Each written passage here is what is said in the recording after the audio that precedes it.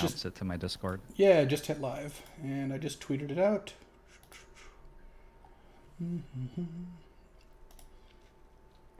Bam, we look live. All right, let's... Oh, Jorbs, thank you for the 5-month resub. Love the hype. There we go. You're very welcome. All right, and hopefully... Hey, what's up, Wujo? Hopefully you all can hear us okay here. We're going to be slaying the Spire. We got our special guest, Jorbs. Once a few more folks get on here, I'm going to make you tell people about yourself so they know what's going on. I know, it's terrible. I didn't prepare that. You don't have to do a fun fact. I'll try to remember. But I think, it's funny. I'm not even funny. As I've said this, I've had a number of people who are really excited because they follow all your Slay content. Actually, Matt Nass messaged me because he watched a bunch of your YouTube videos. That is awesome. That's rad. I liked that tweet, by the way. Oh, perfect. There we go. Yeah, can everyone hear Jorbs all right here? And me, I guess. Most importantly, him. How am I doing? Am I okay? Talk. You sound okay to me, but... Yeah, it looks like people are doing all right. Harrison Fjord says that they can hear both of us. So I can turn up Jorbs a little if you are a tad softer. I think maybe I'm also just maybe a louder... Okay. louder person just in general. All right, I turned you up just a little bit, so hopefully that's good. And here we go. All right. To do some. First of all, Jorbs, why don't you introduce yourself to the folks here who are just showing up?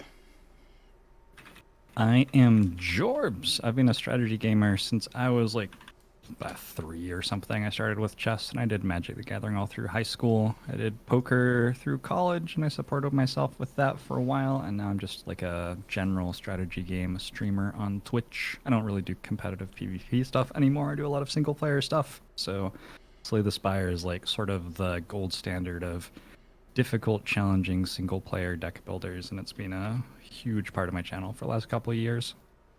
That's me. Yeah, it's funny because I've never streamed Slay before, but I've played quite a bit. Not again. We compared hours on Slay, and Jorbs has me beat by 30x or whatever it is. Hey, it's Rebelier. Welcome. I enjoy Slay a lot. I go through phases where I'll play it like for a ton, and then I'll stop for a while and play it for a ton. But to level set expectations, Jorbs asked, "What difficulty are you playing on?" I'm like, "I don't really know what that means." And he's like, "All right, well, you're playing on the easiest difficulty then." I have not ascended yet. But we'll be playing. We've got an extension going that should help you mouse over some of the stuff that's going on. We'll maybe have to fiddle with that if it's not working. No promises there. Back to the Cave. This is a deck building game. It's single player, and you'll kind of see it as we go through. You know, I haven't played Monster Train. I know you've played Monster Train. What do you think about it? It's pretty sweet. It takes the Slay the Spire concept and adds a couple different twists to it, which makes it fresh. It's like a tower defense game almost with Slay the Spire concepts. Yeah. Let's see. Yeah, I haven't gotten quite... Oh, let me activate. All right, Slay the Relic's on now. Hopefully that works. Yeah, I haven't played it. I know Raptor, who's living with us for the time being, has played a bunch of it. He got into it pretty hard for a couple of weeks. My college roommate here, Benne. What's up, WH Jester? Yeah. And I know Randy Bueller has been tweeting about it. I'm going to go with Ashen in the Graveyard for the ooh, what happened here? Land destruction play. I don't want that. So I haven't gotten into Monster Train yet, but it does look like it's pretty good. All right. It looks more intimidating than it is, I think. If you watch someone else play it, it like looks very noisy and busy and complicated. And when you play it, actually, it's like pretty chill. Yeah, I agree with that. It did look like it looked a little intimidating, and I don't know about you, but I've got a pretty obsessive personality, so I was a little worried about getting into another complicated thing I would have to sink a bunch of hours into. But that's just that's just me knowing myself. That makes sense. Weirdly, now that I do this for work, I don't have that much trouble with that anymore. But yeah, back in the day, it was like, I mean, I spent 3 years playing League of Legends. Yeah. So, yeah. Hey, welcome back, Not Punished, with the 50-month resub. But yeah, we're gonna go in here. All right, so standard. What are your opinions on the characters? I don't know. I enjoy playing all of them different ways, but Yeah, I very much appreciate that there are 4 different characters because they all have their interesting things about them, and I'd get much less mileage out of the game without them. In terms of a good character for like a beginning sort of intro run, I think I actually think Silent might be really interesting, but Ironclad's sort of the basic go-to. yeah, I think I'll probably go with Silent. I think Defect's probably not the best place to start, even though I've played a decent amount of it. I think Silent's pretty fun. Right. Poops in a group. Welcome to the Divination. Thanks for joining us, I guess. With your, it's an interesting one. And a fairy. Welcome. Yeah, this is a unique stream, and Rogues of Wrath is excited because it's 2 of their favorite content creators. That's awesome. All right, yeah. Oh, if I click Ascension, that makes it harder. Arguably, level 1 Ascension is actually easier than level 0, but it, in theory, eventually makes it harder. All right, we'll go. You with have to that. win to unlock the next one, you know? All right, well, you know what? I'll do my best. Regenerating Phoenix, welcome. I had to cancel out of a run because I wanted to start a new one. I didn't even know where I was. It'd been a couple months. All right, so you have 2 pieces of information to grab here before you can make your decision. You have to look at this, and you have to look at the map as well, so that you can see what sort of path you have. Is this an act where we're fighting 4 elites? Is it an act where we're fighting like 2 elites? You know, this changes. So you have no campfire before your first elite, so you have to be thinking about how do you get strong enough to beat that elite pretty quickly. So taking a whale bonus that gives you immediate strength is important in this act. Okay. Yeah, this is already more advanced than how I usually don't look at the map before deciding. So it's probably like, it's me trying to make a draft pick without looking at the rest of the pack. I look at the first 3 cards and not looking at the rest of the pack. But yeah, it's a little bit weird, right? Because Yeah. it's like, it isn't presented to you immediately, but it is very important to look at the entire act and get a sense for what's going on and what you're trying to do. All right, so that means that. What's that? Have you played with the keys before? Yeah. Okay, so you know what the Flaming Elite is and stuff. It looked like there was a 3 Elite, 2 Campfire path that ended in a Super Elite. So going from the left to the middle, sort of, basically what you're up to. So they're. Oh, I see. All the way on the left. Yeah, all the way on the left, and then curving back towards this elite in the middle here. Yeah, so I'd say that that's sort of the highest value path in terms of campfires and elites are your really high value floors for getting your deck as strong as possible, as quickly as possible. They just give you the best rewards on average. I've never dodged an elite fight, and I've died to many of them as a result. Okay, I can't leave value fair on the enough. table. Come on. Yeah, eventually you do have to Choose your battle. sometimes, but I understand that for sure. I don't hate any of the top 3 options here. All right. Well, think using the Matt Nass metric, he would never do the second one because that's a temporary bonus, and he would always, I think, do. Yeah. So Matt Nass, I've watched him play a lot of Slay and Magic, and okay. he basically short-term bonuses he's never interested in. He's always whatever is the best in the late game, and of course that leads to a lot of aborted runs. Yeah, right. Which, in fairness, if you die on floor 6, it's not like it takes that long. So. Right. See, Yeah. yep. Sam here, Matt's roommate, has said, yep, he would 1,000% do the remove too. I knew that he would do that. Also, Mr. Fluff and stuff, thanks for the gifted subs. I appreciate that. All right, I want to do the remove too. It might not work out, but here we are. Yeah, the problem with remove 2 at the whale, basically, is that there's a power curve on strikes in this game, where in Act 1 they're pretty good, and then they are absolutely terrible in Act 3. And so when you remove 2 here, you can't really remove 2 strikes because you die too much. But if you remove a strike and a defend, the power curve on defend sort of goes the other way. They're not very good in Act 1, but by the time you get to Act 2 and 3, they are often very important. So if you're removing a defend, you're not necessarily getting that much out of it for late game. Gotcha. So I mean, it's still fine. You remove a strike and defend, and it's okay. But that's why it's not quite as good, because you're removing a card that's good now and a card that is okay later. Yeah, no, that makes a lot of sense. I hadn't really thought about it that way. So I've already learned something. I've already gotten a little value here. Yeah, and then your path for killing this first elite. You want to get 3 hallway fights, and the reason is very specifically in Act 1, the 4th hallway fight starts being from the hard hallway fight pool. There's an easy pool and a hard pool, and the first 3 you get are easy, and after that they're hard. And the hard pool fights are going to start hitting you really for a lot of damage this early in the run. So you want to get your 3 easy ones in to get some good damage commons and stuff to help you kill the elite. But you want to take events other than that. So probably taking the leftmost. Yeah. So I want to go straight up left. All right. Oh, yeah. Thanks for the sub, Scoop Art, with the 10-month resub. All right. Yeah, you know, Jorbs, you're giving our stream a lot of value because there's a lot of folks here who like Slay and probably haven't thought about it quite this deeply. So here, I guess I can just kill one of these guys, right? And then defend? Oh, I guess I can survive. You can go... You've got 2 plays. You got Strike, Neutralize on the right one to kill it outright, and then Survivor keeps you alive. Or you can go Survivor, Defend, Strike, Neutralize, and spread those out to like waste their shields, sort of. I think either play usually wins you the fight without taking damage. Yeah, this... And I guess if I hit a bunch of strikes like this, I can just defend a bunch and then not being too bad. Boom. Gotta say, I appreciate how deeply you've thought about a lot of this stuff. It makes a lot of sense. My inclination here is to take the poison, but I guess Heel Hook has higher upside. I don't know. I like the poison.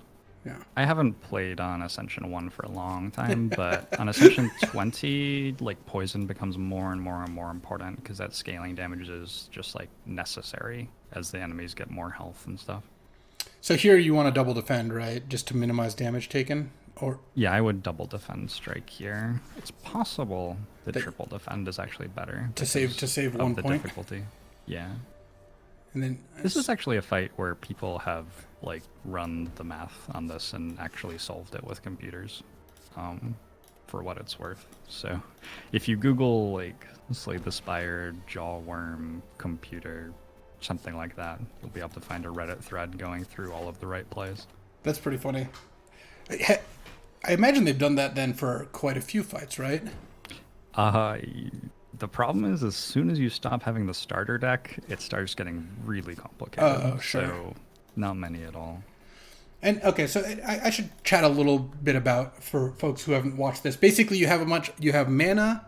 It lets you play your cards. You get to redraw your hand every turn. And then you know how much damage they're going to deal you in your next turn, which helps you plan out like how much defense and stuff, because your health total carries over in between fights, which is why Jorbs was saying maybe it's worth using a defend to save 1 point of damage just to completely, maximize how much health you have. I assume Noxious Fumes, that card is great, right? Yep. All 3 cards here are better than skipping. I think that Noxious Fumes is the best, especially with a Deadly Poison already. Yeah, just leaning into poison, which seems like the best silent thing. So, okay, before you tell me what I do, I always take the trigger the trap here. Is that is that right? That's fair. I'm interested what the next step is, though. So, we click that button. Now what? This is not a particularly good one, is it? It's always this. It doesn't tell you what it's going to be, but it is always this. I would generally take 17. Yeah, that's the absolute greediest possible line. Right. You can probably get away with it here. You almost never get to do that at Ascension 20. Ascension 20, this is a lose max HP floor for the Golden Idol, and it's usually worth it to lose the max HP for the Golden Idol. All right, so the Golden Idol, you get 25% more gold. There's also an event in Act 2 where you get a very bad floor unless you specifically have Golden Idol, in which case you can trade it for a relic, which is very good. And so getting it to make your events in Act 2 better is actually a really big deal. That makes sense. All right, so... And I guess I could just defend again because I played Noxious Fumes, so they're going to be poisoned every turn, right? Sure. It's possible that Deadly Poison was the better damage card over Noxious Fumes, but really? Now that you've played Fumes, you're going to defend here. You shouldn't take damage in this fight either way, I don't think. Yeah. Yeah, I guess I could see 5 poison right away versus... I guess depends how long the fight's going to last. With 2 enemies, I thought it would be better to do 2, but... Ooh, Nurgle's Herald, thanks for gifting some subs here. A lot of people are excited about the crossover here. That is sweet. And it's not... To be clear, it's not because I'm good at Slay the Spire, so... Well, I think it's a game that appeals a lot to people who play Magic. And when, like, now it's on Switch, so if someone's like flying to a GP or something, I feel like this is sort of the perfect game for chilling out as a Magic player. Yeah, one of the things that I love the most is that you can just walk away from the game whenever you want. Like, you don't have... It's just straight start, stop. There's no startup costs or slowing down costs or anything like that. So I managed to... I guess the poison will kill them. Boom. Ooh, we get to try to get Fairy in a Bottle value. That's always exciting. That is nice. All right. Fairy in a Bottle doesn't do anything unless you die, so Yeah. let's play accordingly. So I guess Caltrops or Blur here. I mean, Terror doesn't seem very good to me, but I guess I don't know. Terror is definitely better if you kept 5 strikes and then took a Skewer, which is not what we did. Yes. Blur and Caltrops are...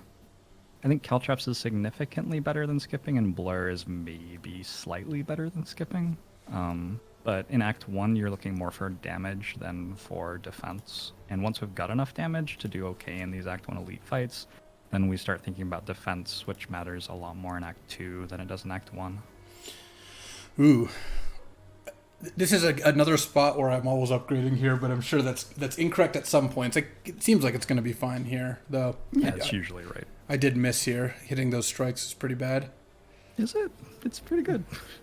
Do you want to Strike upgrade is like the best upgrade for this fight. Oh, man, except for maybe like Deadly. I guess for this fight, yes. Do you want to upgrade your cooler cards, though? What's wrong with strikes? Strikes are like... Maybe I've played too much Slay the Spire with Matt Naz, but all we want to do is get all the strikes out of our deck and get all cool cards going. Yeah, eventually the strikes do go away. So this is rough. So he's going to punish me pretty bad for playing all of these cards. I guess not the Caltrops, right? Yeah, Caltrops doesn't cost you. And then Deadly Poison is worth playing. Survivor is probably not worth playing. Just take This deck did not get a lot of damage put in it, and we removed a strike, which is... This fight is like why you don't remove a strike on floor 1 in Slay the Spire, so... We'll get a Fairy in a Bottle, though. We'll be okay. Yeah, look, we're going to take like another hit here, and then... Can we kill him this turn? I guess we can't really, can we? No, but I think you can double block. You can check your draw pile. This is something I always do. Draw pile by default is A. So I have my... So I know I'm drawing a hand on the strike and a keyboard defend. hitting A. Yeah. Boom, boom. Which is 5 plus 6 is 11 plus the strike. So you have full kill there every time. So you can go defend Survivor and not take any more damage. Which makes the next decision really interesting because we're at 8 health with a Fairy in a Bottle and we're walking into a campfire. We've got to decide whether to rest or not. I think you probably know what my opinion is on resting. You're going to upgrade every time. I'm not going to say I'm going to upgrade every time, but so there is actually a thought of because of the Fairy that you might not want to rest. Yeah, I think with Ghost in a Jar, you actually do not rest. Because you have double... Got 2 good defensive potions, yeah. Is another Deadly Poison good here? Yeah, it's fine. I think it's better than the other 2 cards. I think it's slightly better than Blur. Now that we've beaten one Gremlin Knob, Blur starts to get better and better and better. Like, if you think about all of the defensive cards in Silence Arsenal, they're all starting to get better every floor now, as we have gotten through the like tough stuff in Act 1 for the most part, and are starting to think about how to get through Act 2. Check the map again. You have a rest after this, right? Yeah. I think you can upgrade. All right. And then here, is it better to upgrade something like a Caltrops or a Noxious Fumes, like a recursive effect, or are you just upgrading like another strike or something? So,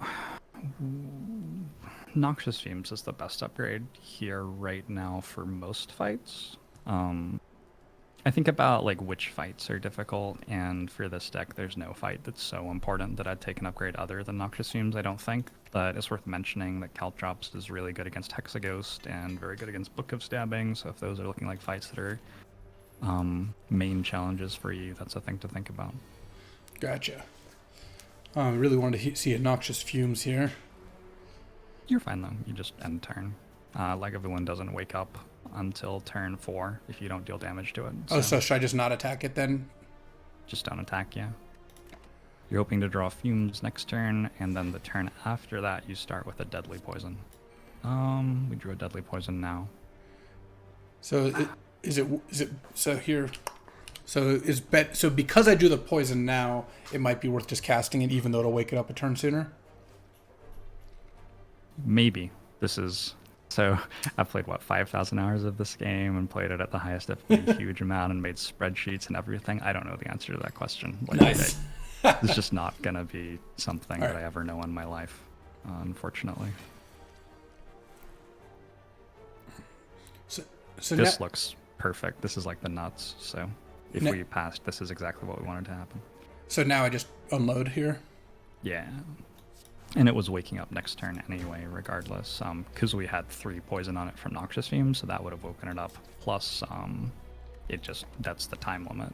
It has 3 turns where it doesn't wake up, and then it starts going anyway. Nice. So here I want to just all defend, right? So I don't die? Yeah, you can definitely just 3 defend here.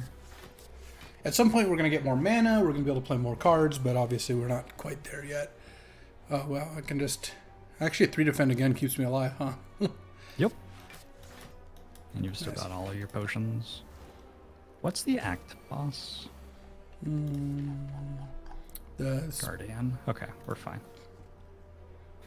It's funny. Every time that I don't know which act boss it is in Act 1, it's Guardian, because I always look, and then if it's important, I remember. Yeah, but if Guardian's not important. Whatever. So they're going to kill me here. Oh, wait, no, they have 26 poison. Never mind. Yeah, you're fine. Boom. The Specimen. Ooh, that one seems pretty good for me. Definitely solid. Ooh, can I take more Noxious Fumes, or do those have diminishing returns? The way that the game works with powers is that you want to be able to scale up enough to beat the fight that requires the most scaling in the game, but they're really bad on turn 1 and 2 in most fights. And so as your deck gets up to 30 cards, you can start having 4 or 5 powers in it just fine. But right now with a 14 card deck, we already have a Fumes and a Caltrops. Adding another Fumes seems sort of spewy to me. It just is going to result in some really bad turn 1s and 2s and Act 2 Holy fights and stuff like that. So I should actually skip here. Yeah, I think I like a skip here. Wow. Sucker Punch or Fumes, I could both see taking over skipping, but I think I'd err towards skip. Yeah, I've definitely learned a lot already. This is different than how I normally play. Hey, what's up, Samzor? Samzor's just subbed. Welcome. Samzors. Boom. All right. Ninja Scroll. Plus Akabeko. We have a really good turn 1 now. What is that, 20 damage turn 1? Super good. So now are you resting? Yeah, I suppose I look, I'll rest now. Reluctantly. I want it on the record that it's reluctant, though. I don't know if I would have rested there. I feel like we were good. I don't know. Just all the ghosts in the jars and fairies in a bottle. I should battle the elite, of course, right? Yeah. Okay. Oh, another one of this fucker. We drew double Deadly Poison turn 1 this time, though, so it's going to go way better than last time.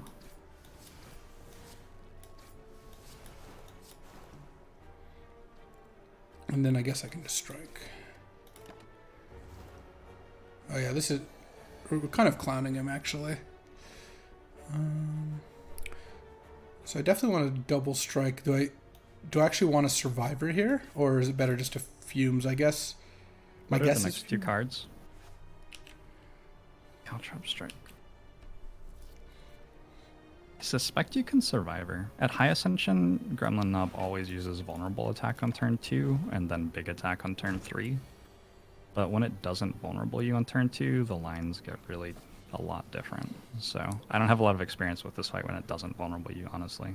Right. See here, I guess I have If to you defend. play right? defend, you don't die if you play defend. Seems good. Although But I maybe definitely have that played was- strike. yeah, strike was actually just worse or better than that, huh? Can I kill this thing? Wait, 13. I'm one short. Not quite. Because the caltrops but won't do it till afterwards, huh? Yeah, but you can defend Survivor and go to 1. All Which right, is so maybe better than going to 0. I don't actually know if it's better than going to 0. So potion chants start... we got a potion. Potions start at 40% to drop in every fight, and every time through the act that you get one, the number goes down by 10%, and every time you don't get one, the number goes up by 10%. Right, So so I I'm think right now we're at like a 30 to 40% potion chance, and so you do need to be thinking about getting value out of the fairy in a bottle yeah, on the off chance that you get another potion there. yeah, which I did. So I did spew some value here. So I imagine Tools of the Trade doesn't really work as well in this deck. No, It's a very slow card. It takes, 3 turns after you play it before you start seeing aggregate value out of it. Unless you have some really good reason to be discarding stuff. I can't imagine I want Slice. Do I want another Deadly Poison? I would not be taking another Deadly Poison here. So we've got like a fairly solid deck. The things that it's missing are Area of Effect, both defense and attack, and like good cards. It's sort of missing good cards. Missing good cards, Just yes. generically. None of these are good cards or Area of Effect. So Though- I'm not very excited on them. Specimen's a little bit of an area of an effect This is true. card. Definitely true. So Liquid Memory seems better than Dex Potion, but I guess I don't know. But Yeah, I think it's better than Dexterity Potion. right. I agree with that assessment. Nice. Oh god. I'm gonna die to this thief. Actually, no, I'm just gonna kill them, aren't I? Probably. You're fine. Just play Strike instead of Caltrops this time. Yeah. I hate that stupid thief. I've used so many potions to stop them from stealing my gold, even when it was not a good idea to do so. It's a really tough fight. It's like the double thief fight is, I think, the worst fight you can get on floor 1 of Act 2. Ooh. Is Bouncing Flask good? Well, laid plans used to be the thing you always took when it costs 0. Now that it costs 1, it's a really interesting card. It's something I still haven't learned how to evaluate properly. Bouncing Flask is quite good and will do good work against Guardian if we need that. Do we need that? I don't know if we need that. A problem with well-laid plans is we don't have a card to retain right now, really. We don't like have a leg sweep or a Right. piercing whale. There's nothing in particular. The, in our the deck expensive, that we wanna high hold. impact kind of stuff. Yeah. So I think it's between Bouncing Flask and well-laid plans. They're both significantly better than skipping, All right, but I could go either way. I'll go with the flask. Why not? Boom. So here we want a question mark, right? I would tend toward question marks over difficult hallway fights in Act 1 unless my deck really wanted the value from the hallway fights and wasn't going to die from them. I don't think we'll die from one. A thing that's important, it's actually quite important, is that we saw Tools of the Trade in the elite fight we just fought, right? I think Okay. so. So why is that important? So rare chance in this game is pseudo RNG. It starts out at -2% every card, and then it goes up by 1 every time you see a common. And then when you see a rare, it resets to -2%, which means that right now, every card that we see is like not going to be a rare. If we hadn't seen a rare in that elite fight, though, our rare chance would be like 30 or 40% right now, and we'd want to be generating card rewards before the boss fight. And it's specifically important to get them before the boss fight, because at the boss fight, you always see a rare, which means your rare chance goes back to -2 again. So ideally, to get max value, you want to get you want to get like 2 rares from card rewards in Act 1. You want to try to get your second one in the last part of the act, and if you're really close to getting it, you want to be taking hallway fights over question marks a little bit more aggressively. But here, I think you can go question mark hallway. I think that's fine. All right, I'm not gonna lie. I now understand that I'm playing Slay the Spire at a very different level than it can be played. This is some awesome shit. Like I did not know that this is the kind of thing you think about it. And again, to go back to a Magic analogy, because those are going to be easier. I was definitely in the like I'm just looking at my cards and just playing my cards without thinking about what my opponent could be doing, sort of thing. It's a pretty big difference. It's there's a lot of stuff to know in this game, and then it's a very complicated balancing act to maximize all of those different mechanics, some of which you can see and some of which are hidden, you know? So here, my assumption is that I should probably heal because I don't have a card I specifically need to remove, but I could see that being wrong. If we remove a card, it's the unupgraded strike. Yeah. We have 2, right? And Yeah. we're happy to do that. This is a deck that runs out of valuable removes really quickly, though, because the strike pluses are sort of okay. So it's not that important to be removing a card. I could go either way. The thing about healing is in the Guardian fight, being at... I mean, with a Farina bottle, I don't know. It's sort of fine to be at 1. But we're about to do a hallway, right? You sold me. Okay, sure, let's do it. Oh, I think it's fine. wow. So a rare Hounf sighting. Paul's here, actually. Paul, we're not cube drafting today. We're playing Slay the Spire with Jorbs. And you guys actually moded at the same time. You probably didn't know that. But Jorbs played that. Paul, you remember that Ghost Dad deck from Honolulu? The, like, Tallow-Wisp getting Pillory of the Sleepless, that sort of stuff. So you had Thief of Sanity in that, or the Thief of Hope in that deck too, right? Because when it died, the Soul Shift 2 guy, when it died, it could get back the Tallow-Wisp. Oh, yeah.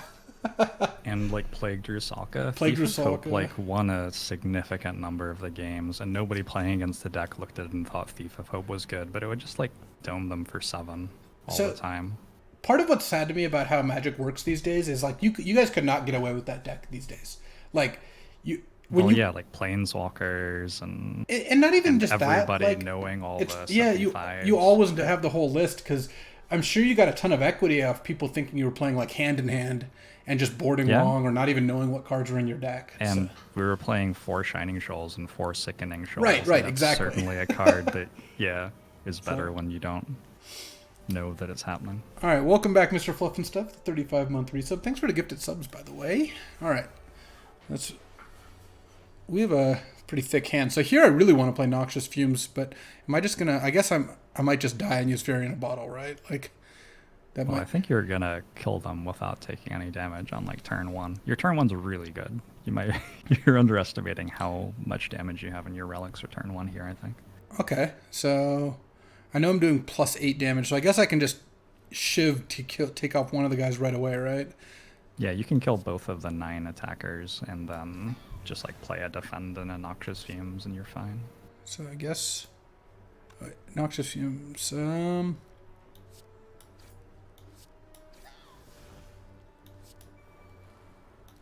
All right, yeah, good call.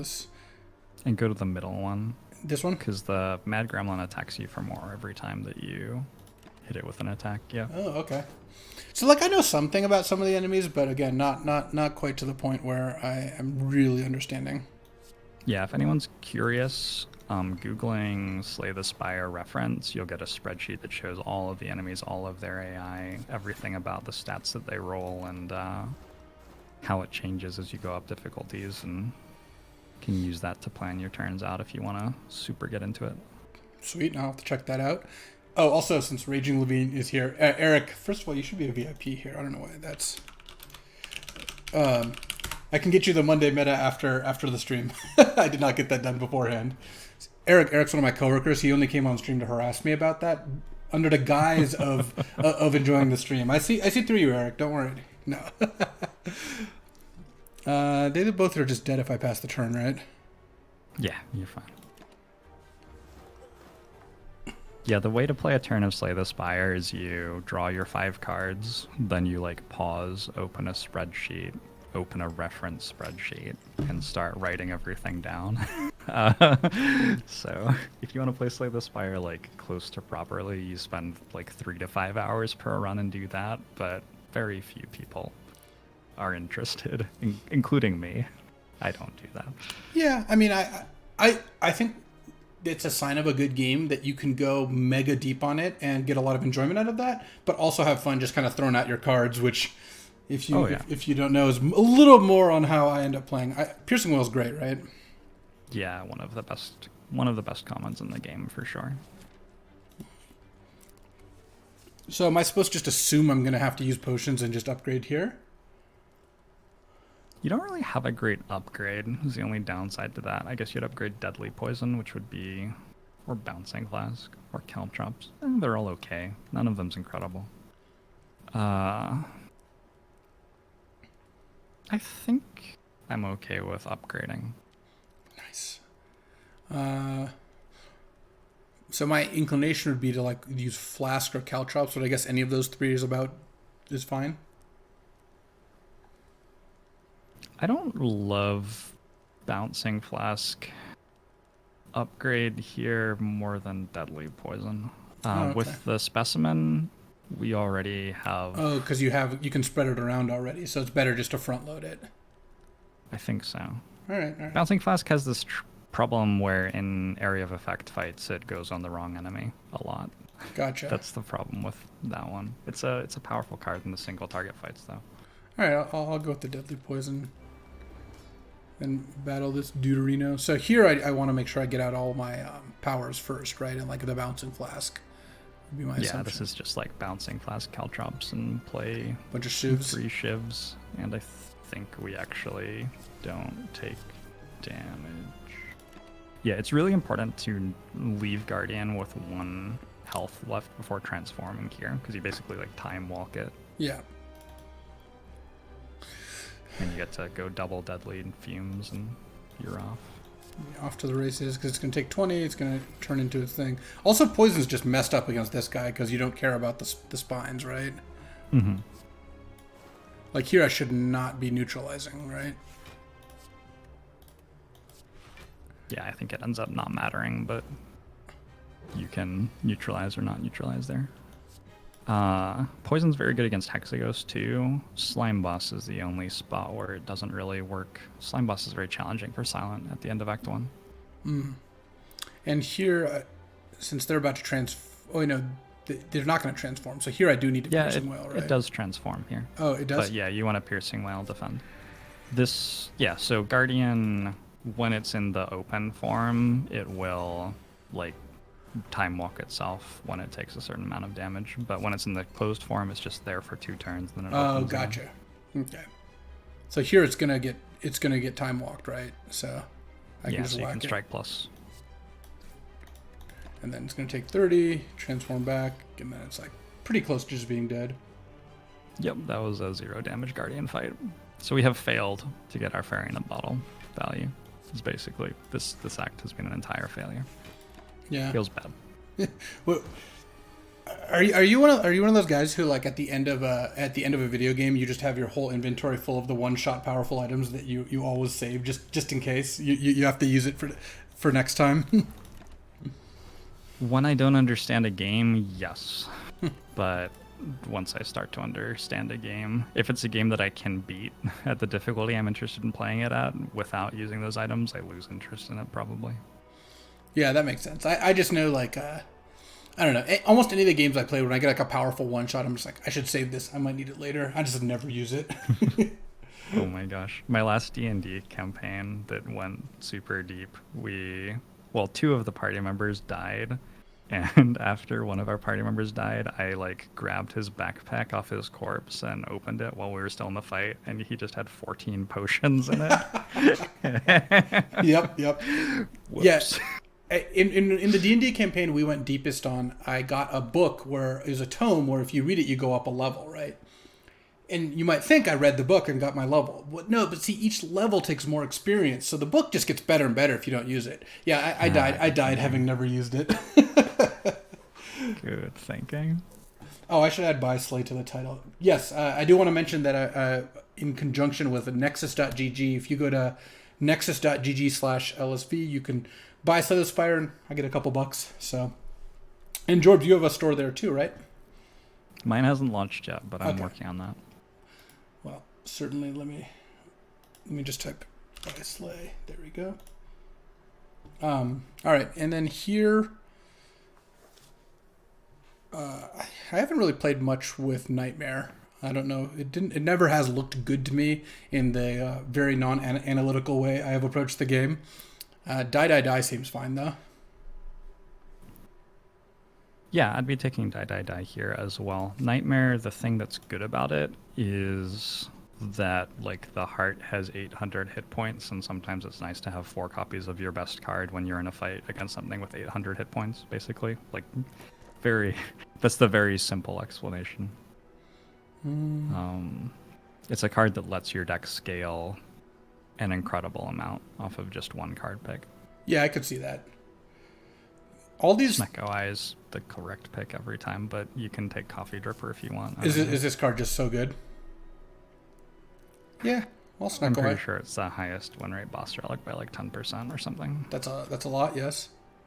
So It's less good on low difficulty than high difficulty, because the downside of it is that it sort of slightly narrows the space of cards that are good for your deck, and also slightly widens the range of outcomes you can have every turn. And it's hard for me to explain this without like paint, but if you well, no, like that.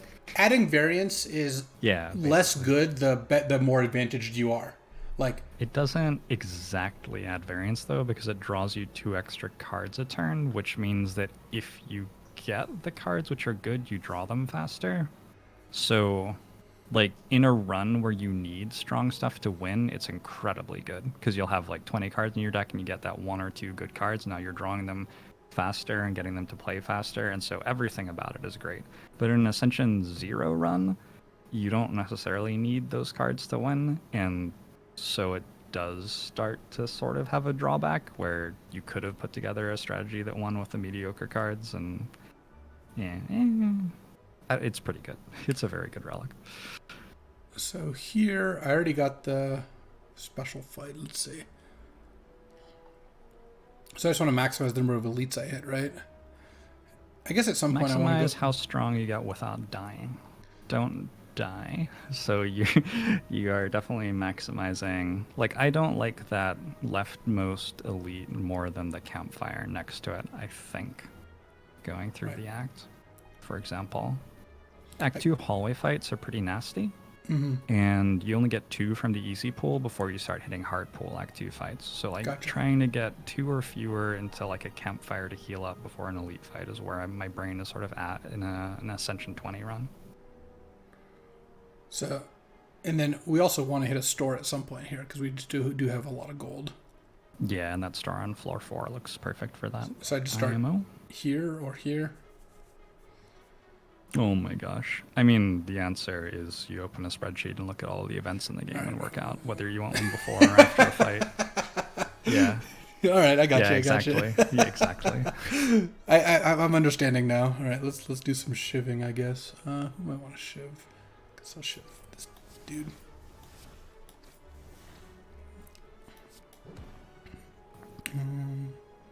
They're attacking me for 17. Oh, my stuff's expensive now, huh? Yeah, whoops. I kind of want to just defend in Caltrops then. I'm okay with that.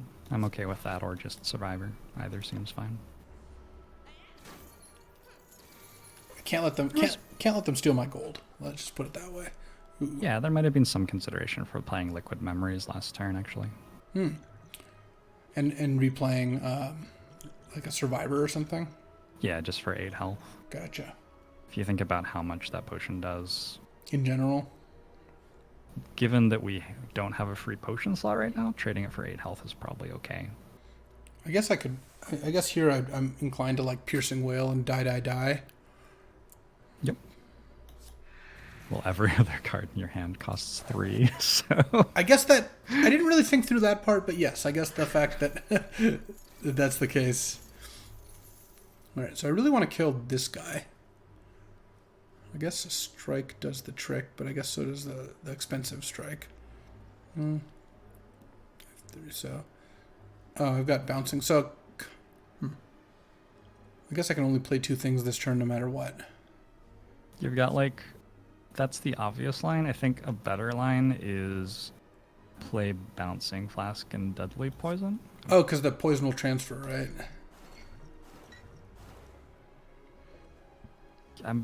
Like I could actually better. Like I could deadly poison this guy, and then it'll go over to this guy. I think it's not actually better than playing Strike, because the poison transfers immediately if you play Strike. So it deals 3 this turn and 3 the next turn, whereas if you deadly poison, it only deals 5 next turn. Yeah, that which makes is 1 sense. more. Oh, I got all my zeros now. Oh, they're leaving? No. It's lethal. You're not leaving. You're not stealing my Easy gold. game. Yeah, this is the problem with not using our potions, is we start just discarding them. Yeah. So potions are... I think there are 2 very distinct values to potions in this game. One is they just give you more health, like they'll save you 8 health in a fight or whatever, some random thing like that, cool. But the other thing is like there will be fights in a run which are very difficult for your deck, which you can't solve with the cards you've been offered, and you can hold potions for those fights specifically, like you hold Thorn's potion for the Book of Stabbing fight specifically, if you can't beat that fight otherwise. And I'd say in general, we need to be using these potions a little bit more aggressively to save health than we have been so far this run. That makes sense. But like, the Ghost in a Jar is an example of a potion you could just like deliberately hold for the boss fight at the end of the run from here. Like it's strong enough and that fight is difficult enough that it sort of makes sense. Yeah, I tend not to be aggressive enough with potions. I know that's a leak that I have for sure. I'm always very conservative. Is all out attack good? I think they're all bad. Okay. Also, the costs don't matter anymore, right? Like 0 cost cards are not good for me because I've got that Snecko Eye. Yeah, the cost is the least relevant thing written on the card at this point. You care about the effect that it has instead. Is Ancient Potion better than Liquid Memories? So we have to think about what things are important to be blocking in terms of debuffs. The boss was Collector, is that correct? Yeah, so there aren't many important debuffs to block in Act 2. The Slavers fight is actually pretty good for our deck, weirdly. It's usually one of the worst fights, but we just have a lot of relics that make it easier. And that's the one with the nasty debuffs. Okay. That seems like it makes sense. Hey, Chipmunks, welcome back. Hopefully we don't just walk into Frail. Oh no. Oh no. Okay, but it didn't Frail us turn 1. I was going to be very embarrassed there.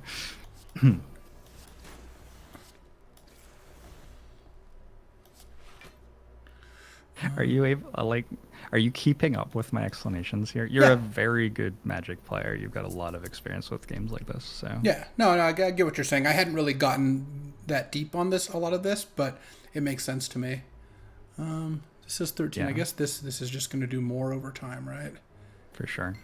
Sometimes someone like isn't super familiar with deck building type games in general, and I just like start explaining, and it's like I don't know, their like skin starts melting from. No, I got you. Yeah, yeah. Okay, I'm glad.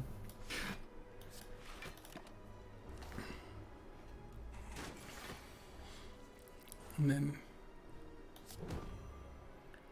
here, 8. So I guess I can just. Wait, can I kill you? Yep. Yeah, it looks like I can just strike, right? That'll do it. There you go. All right. Oh, Catalyst is great, right? Catalyst is a pick, for sure. Nice. Every time I make a right pick, I feel like, maybe I understand a little bit about this. Yeah, the chat's enjoying the explanations too. It's good. So, don't worry, we're in for it. So I definitely don't want to get jaxed. The mutagenic strength seems really good if I'm starting with 3 shivs. Yeah, absolutely. They make it much better. It's also, we didn't take the artifact potion, but I want to like just mention this rules interaction. It gives you 3 strength on turn 1, and the way it does that is it applies a debuff to you, which removes 3 strength at the end of turn 1. So if you can block that with an artifact potion, this would like let you turn an artifact potion into a 3 strength potion for the rest of the fight, basically. That's sweet. But we didn't take the artifact potion, so irrelevant at the moment. Yeah. Transforming 2 is fine there as well. They were both pretty good, I would say. Transform 2 or take the +3 strength on turn 1. So I almost always use card removal service. I imagine thinking ahead is just, I guess it's not upside because I have got the Snecko Eye, so I should probably not be looking at the zeros. Ooh, Dreamcatcher makes me want to actually rest. RRE is much better than Dreamcatcher here. It gives you 5 card choices immediately instead of whatever Dreamcatcher would do. I can buy them all, though. They can't stop me.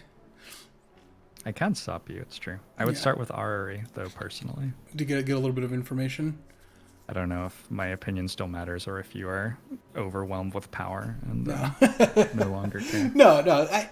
One of the things I most enjoy about games, or just things in general, is like the opportunity to learn more and go deeper on things. So it's been wonderful having you kind of open my eyes to the kind of things you're supposed to be thinking about. Like I'm not gonna lie, I'm not gonna bust out the spreadsheets when I'm playing Slay. That's not really the experience I'm looking for. But when you say stuff like, well, look at the boss and figure out what are the debuffs in the rest of the level, like that's the kind of thing I'm in for, because that's the kind of thing, that's the amount of depth that I really enjoy kind of getting into without kind of getting into the complete nitty gritty of, what is the highest percentage play if you take in these 17 factors. Like, I think that there's a midpoint in there, which is probably where I'm going to end up landing. Yeah, like Gabby said, today I learned I play Slay with a small caveman brain. It's it's true. My inclination would be to take another die. This card seems pretty good. So you can press skip here, or press close, one of the two. Oh, and look at all of them first, huh? And look at all 5 before you make decisions, yeah. Burst seems pretty sweet.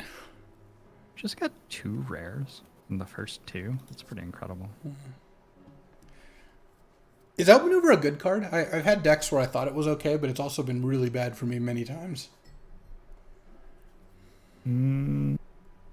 Next turn's often a very long way away in this game, is what I'll say about Outmaneuver. So there's Masterful Stab. Ooh, Storm of Steel seems great. Yeah, Storm of Steel may actually be a pick here. Especially since you have Snecko Eye, so you have like so many cards in your hand that you're not going to play. Yeah, and I think our deck is lacking some like just immediate deal damage cards, so it's actually pretty good here, I think. So we sort of whiffed a little bit. I think Storm of Steel is the best thing we got out of that. Burst is pretty good too. Although, like, I don't know. Footwork might even be better than it. We don't have many good skills to play twice. It's just like Catalyst, Bouncing Flask. Yeah. Piercing Whale doesn't really need to be played twice. It like does so much just playing it once. I'm gonna go with Burst. I like the combo potential. My inclination does not take any of these cards, but I don't know. I'm okay with skipping. And then here, probably nothing. Yeah, skip there as well. I'd take another die. Yeah. Okay, and I can remove something. Is Pair good? Pair seems decent. I don't know. I have a lot of money, but I guess at some point I'm going to use it anyway. So. Are we killing the heart? Is that our plan? Hope so. You hope so? Yeah. Okay. I think I'd go for pair and card remove, probably. And just could kill the last strike here. Yeah, I think kill the last strike. We have a problem where we're reaching the game where it becomes about very specific decisions with our deck and where it's like strong and weak points are, and we're playing on a difficulty that I haven't played in like 2 years or something, so I don't really necessarily know. But This seems reasonable. Yeah, it's like it's hard to you're having trouble predicting because we're playing at a level so much lower than than you normally play. It's not like it's suddenly easy to beat Yeah. the heart. It's just like the numbers on it are different. And so in my head, I'm thinking about different breakpoints where like this is the number of cards I need to achieve this thing. And then I'm thinking, oh wait, but I need like 100 less damage than usual. So do I get to not take one card or not? I'm not sure. I don't. You also have the additional confounding factor that there's someone you're talking to who, is going to randomize the decisions by some percentage that you're not aware of. So you got to factor that in too. It's really difficult. A little bit. It's incredible how resistant this game is to letting you develop a good intuition for it in general, though. Like, even if I was playing at the difficulty that I'm normally playing at, the relics that I have are different from usual. The act path is different. The potions are different. Like, that's actually a really good point. Never exactly the same. Yeah. Where too much of that, and I think a game is just too frustrating. Where you're not gonna get the hang of it, and it's gonna be a little difficult for you to grok. But enough of that is kind of like a CrossFit is supposed to trick your muscle confusion, trick your body into working harder. I think that some of that is good, right? You'd get bored if you could too easily predict everything. Yeah, I think one of the greatest lies that Slay the Spire lets you believe is that it's like fun and easy to get into a flow state playing the cards, and even playing at incredibly high difficulty in incredibly difficult runs, you still like, I'm against Gremlin now, I'm going to play all of my attacks and not my skills, and then you realize a turn later that you killed yourself because you didn't play Survivor last turn in this one weird situation where you should have done that because of some very specific interaction. It's like, it just happens all the time. So, are we supposed to be campfiring here rather than? I don't want all those hallway fights. The elites I'm okay with because they give you a relic. The hallway fights deal you a bunch of damage and don't give you much for it. So I can sell something here if I want. I mean, at the very least, I should sell the gold. Is that better than selling one of these other two things? Yeah, I'd lose the gold here. Ooh, meat on the bone. That's very powerful. I love that one. That one gives that. Speaking of optimizing puzzles, that one's a really good one for. Yeah. Well, this is our first relic that cares about how we end a fight. So now we have to start thinking about how exactly we're going to end on 40 health every fight. Well, where definitely before it was smithing just that. like kill as soon as possible sort of thing. I think you actually upgrade Storm of Steel. Ooh, yeah, no, that makes sense to me. It also makes sense to me that when you have Snecko, you want to upgrade your expensive cards because you get some amount of times you just get to play them for free. I don't know. Sure, you upgrade for like the largest effect on the upgrade. And sometimes in a fight, it's like you could get a high impact upgrade, but you're never actually going to be able to play the card. Yeah. And with Snecko, that's less of a consideration. So here we can go, question mark, hallway fight, store elite. The question is, I don't really want to hit the store again, do I? Yeah, I like the left path. I think it gives you just a slightly better distribution of stuff. Everything costs 0. Are they all dead? Oh, I'm not sure you were meant to play that Noxious Fumes. Oh, was that? I because the storm. They might be dead this turn. They're still dead this turn. It's okay. All right, You just so play actually, Storm of Steel, these 'cause are it worse. upgrades your shivs, yeah. No big deal. All right, Storm of Steel is pretty insane. I've never played with that card before. Ooh, acrobatics. That was the best Storm of Steel I've ever seen in my life. For what it's worth, don't get carried away. Card's right. not that good. All right. I guess comparing the Snake Ring and the Snecko Eye, then you just is acrobatics even good? Like, do I really want to draw 4 cards in this? I guess. I think you do. I guess with Storm of Steel, it actually combines really nicely. So here I want to fireplace into chest into elite. For sure. The tricky thing with acrobatics and Snecko Eye is that sometimes you'll be playing a deck which really has to play like it's well-laid plans or it's Noxious Fumes or whatever the first time it draws it. And if you're playing that deck and you draw an acrobatics with Snecko Eye and it costs like 1 or 2, sometimes you can't really play it or you kill yourself. Some percentage of the time when you draw one of the important cards and can't play it anymore. So that's like the downsides of acrobatics, but I don't think it's a huge problem in this deck. Yeah. Should at some point should I be recalling here? I mean, I guess if I want to play the heart, I do. Usually recall at the last campfire or second to last campfire, just because the upgrade gives you something now that's going to continue generating you value over the next 25 floors. The recall doesn't do anything until 50. I guess the only counter argument is if you end up in a spot where you need to heal, but I guess we're not there. Should I upgrading Catalyst or a Burst or something here? I like Catalyst. Yeah. Yeah, you're much less likely to end up in a spot where you need to heal if you have a Catalyst Plus instead of an unupgraded Catalyst, though. I'm in for Snecko Skull. Yeah, this is just one of those. It's like a sleeper relic. That relic is so good, and it looks so unimpressive when you read it the first time. But it turns out that 1's a really big number. So now I can acrobatics without discarding, right? You need one more card played. Okay.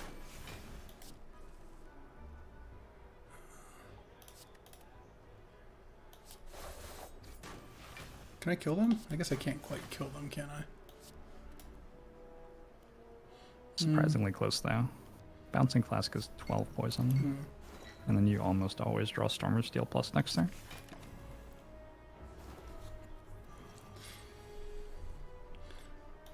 Oh, Catalyst works. Uh-oh. Is this not... No. Oh, I didn't do the math. Well, I said you almost always draw Storm of Steel plus next turn, but yeah. It turns out that didn't actually kill. We were holding Catalyst, which just immediately, one card did it. It's okay. We got meat on the bone. Yeah. We got some value out of it now. So this... I feel like I misled you there. It's okay. I just wanted to use the relic. Yeah, that's fair. Yeah. That's what happened there. I definitely mapped it out. Is colorless... This has got to be worse than Liquid Memories, right? I don't think it's generally super great. It's a high variance potion. You can get like Apotheosis out of it or Panache, and those can both be really good sometimes. Are any of these good? I guess gaining 10 block, even if it costs 2, is still probably fine, right? Maybe? Yeah, and we're a Snecko Eye deck. Yeah. Dash is like bread and butter for Silent Act 2 Snecko Eye. You just want a couple of dashes. So here... Play Die first. Oh, because this... Yeah, of course it stacks better. The +8 just gets to own them. So I can't... I guess I can kill that guy. I guess I can kill either of those guys, but I can only kill one. I'm going to take a little damage here, huh? Yeah, but you have meat on the bone. I feel gross about still having all 3 of the potions, but I am not really sure that it's worth using one there. Okay. So here, if I storm, that is not... This is... Yeah, that's not quite enough to kill them both. I guess I can defend... Can defend the Storm, right? Storm kills the front one now. No, it doesn't, though. Needed one more. Oh, right. I forgot that I was weakened. Yeah. When I was trying to count it out. Weak is rough on a 7 damage attack. Takes you from 7 to 4, which is like such a huge difference. I guess I can kill that guy. And... I don't really have any way to stop myself from taking damage. I guess I could use a stupid potion. It's probably... I'm okay with using a potion here. And then if I get the storm, they die, right? Is that... No, I guess not. You can get the dash. Yeah.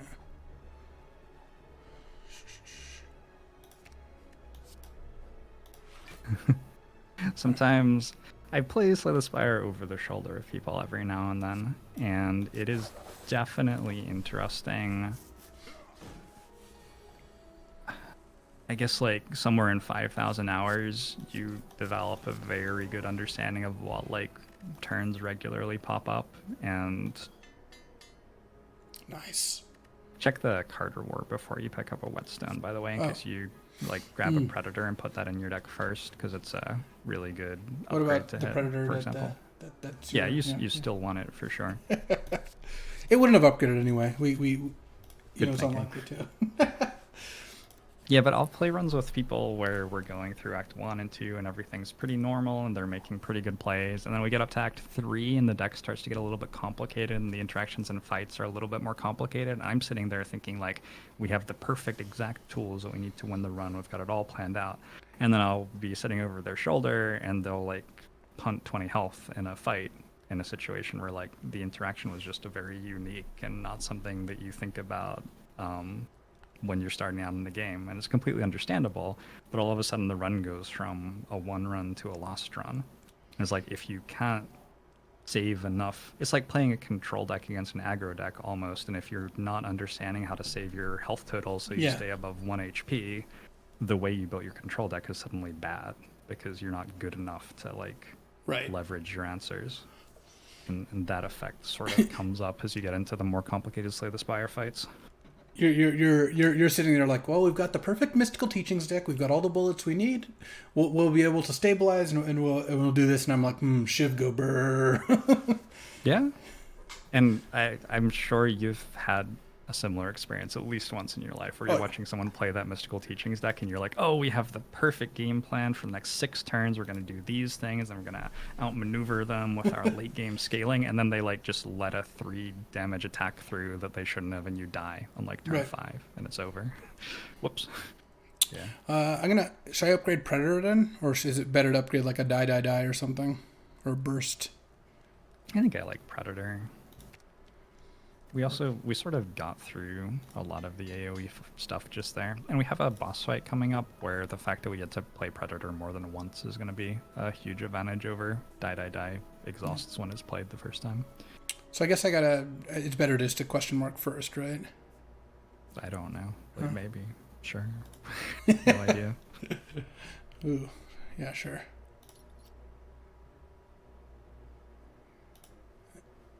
Should I take out a defend now? I'm okay with it. Our deck sucks at blocking a lot.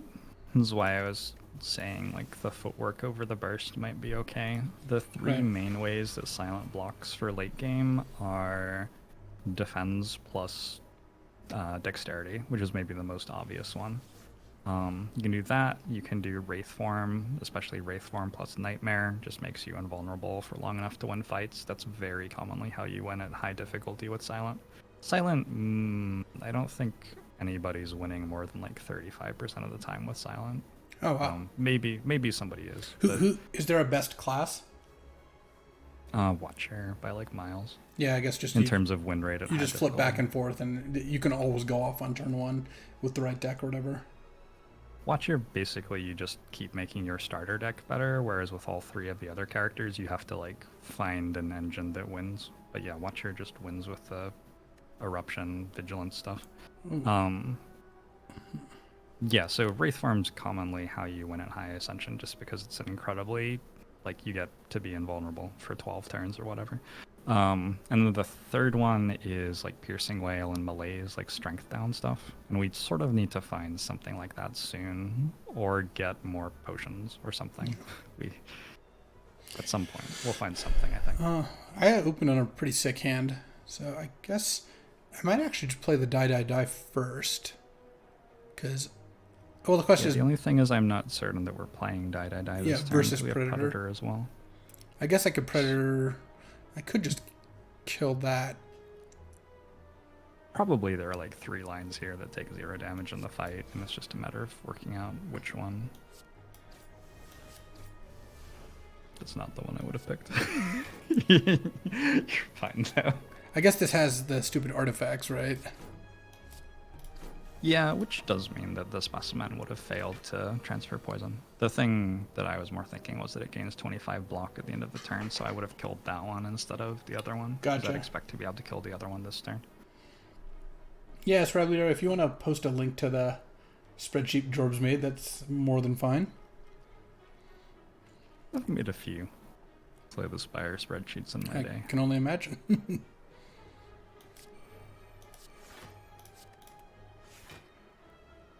Oh, I have to discard again? I was trying to get some good fork value. I didn't realize that it made you pay the cost twice.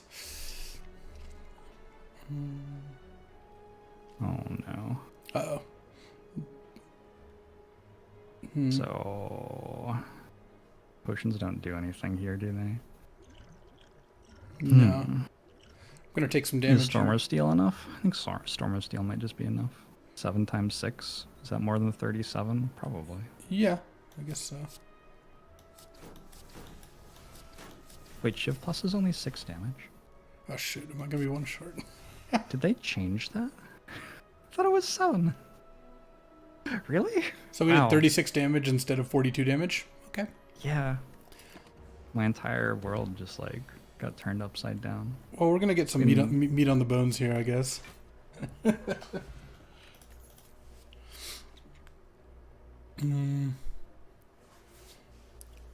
More deadly poisons, riddle with holes, maybe. Deadly Poison's a bit better than Riddle with Holes here. All right, I'll go with that. I'm just gonna upgrade here. I should probably just rest, right? I don't know. I think you're fine. Is my deck good enough? I can just slay here. It's one of those moments. Oh, Like they don't. upgrading they that don't doesn't have seem it. very good. It's been difficult for us to draw 2 skills that we want to Yeah. play at the same time as that. I'd take Bouncing Flask for the boss fight. That makes sense. This boss hasn't seemed that hard to me. It's very high variance if you have to go to like turn 6 or 7. But if you don't have to go to turn 6 or 7, it's usually fine. So what's the max hand size again? 10. 10. Oh, so I have to. One more. Yeah, I have to play that. Oh, that's fine. So now I want a Storm of Steel, but I guess his Caltrop's good to get out rather than it's probably going to deal more than six damage. For sure. And you don't have to draw it again this way. I would have played the unupgraded chips so you don't have to draw them again. Because you're going to draw them, they're going to cost 3, and it's going to be really awkward. Okay, yeah, I guess that would have been better. I just thought I was just getting more damage in. Guess I could die.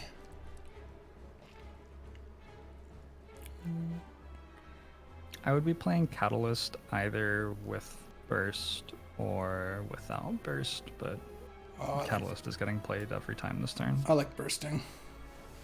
Sure. And at that point, you're just going to neutralize Collector. That's going to save you the most health. And we're through the next act. Actually, do you full heal? I think you full heal at this Ascension, right? Yeah. Okay, so we're at full health. Cool. You can just end turn here. They'll run away when Collector dies. Boom. Catalyst is sick against the bosses. Yeah, it's very strong. Maybe too strong. Who knows? Do we want After Image? Is that good for this deck? We have a Storm of Steel. It's not bad. After Image is notably not one of the ways I mentioned that you usually end up blocking with Silent, but it's okay. It's better at lower Ascension than at higher Ascension. At lower Ascension, Silent also has this package of synergies which are about like playing lots of cards in a turn, of which After Image is one, and they have a huge amount of trouble against the Heart and against Time Eater when you hit higher Ascensions. But at this difficulty, I think we could make them work. So I'd probably take the After Image, because I think defense is what the deck misses. It's going to be hard for me to be excited about a damage card right now, of any sort, even if it's a really good damage card. So if I had to rank these, Sozu seems like the best one, and this Philosopher's Stone seems like the worst one, but I don't know. Well, I guess Velvet Choker is really not something I want either. Velvet Choker doesn't work great with Storm of Steel, or our Ninja Scroll for turn 1. I think that probably you like the perfect Slay the Spire machine would take Philostone here, but most human players would take Sozu. If you do a good job planning out your turns and maximizing what you're doing, that this is more powerful, but obviously it's way easier to screw up and just die with this. Yeah, if you the only difference between them, right, is Sozu makes it so you can't get new potions, and Philostone makes it so enemies get 1 more strength. So it's the question of how well are you maximizing your potion value. That's entirely the question. I wouldn't say I've gotten off to a great start in terms of maximizing my potion value. I think we've discarded 7 or 8, and I think we drank 1. So Okay, it's not been that many, so it's been like 5. Does that count as maximizing potion value? Because I don't know, but you're. All right, I'm gonna go with Sozu. Taste it. I'm fine with that.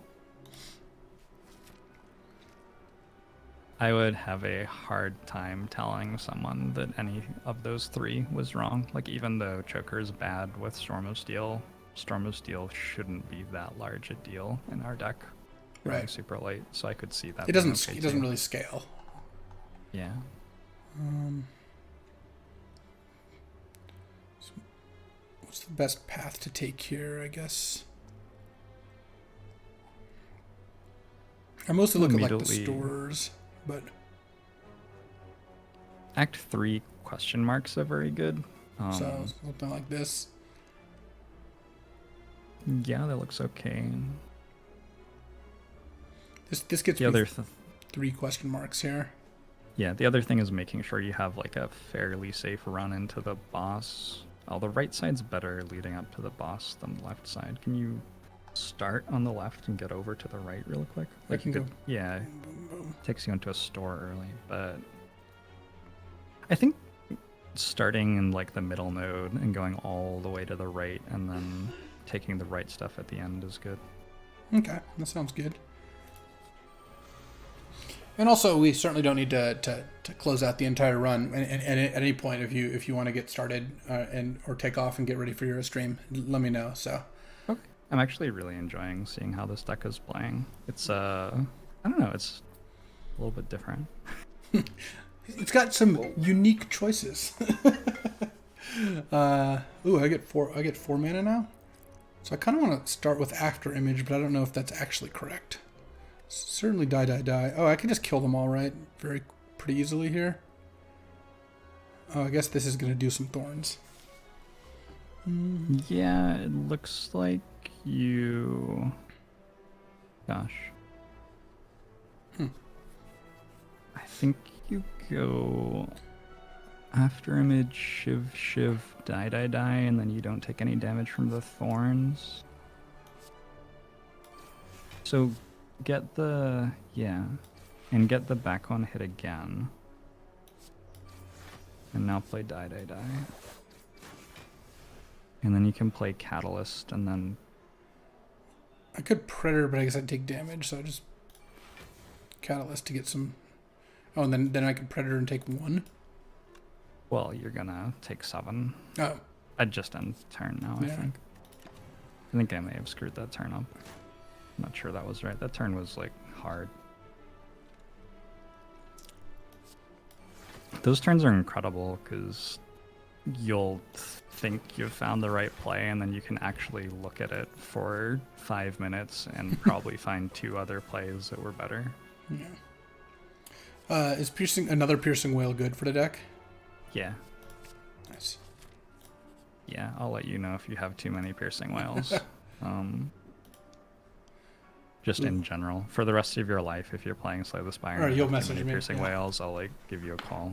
Yeah, that won't works for happen. me. Yeah, not gonna happen. Should I just cash in a defend?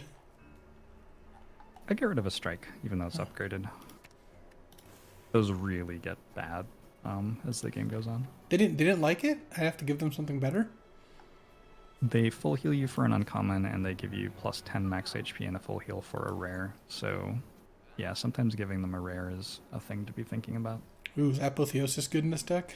I guess I've got a decent amount of... I don't know, I have a decent amount of unupgraded stuff as well. I think it's still alright, but it costs 182, so you have to think about if there's something better. Orange Pellets removes confusion from Snecko Eye, which I think is bad here. You would make it so your cards stopped changing cost when you drew them, which means that they'd stay the same cost that they were at that time in the fight for the rest of the fight. I like Well-Laid Plans a lot. I don't know if I like it more than Apotheosis. Probably. Now you have Burst and Catalyst, actually. I think you take Well-Laid Plans and card remove. And just take out the last strike. I'm fine with it. All right. That unupgraded Caltrops looks like a really bad card at this point too, for what it's worth. So here I can go that way, right? Yeah. Yep.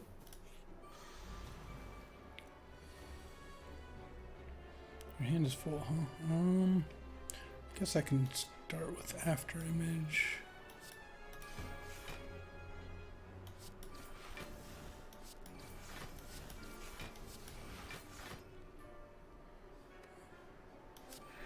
Guess I didn't really even need to do that, but I'll take it.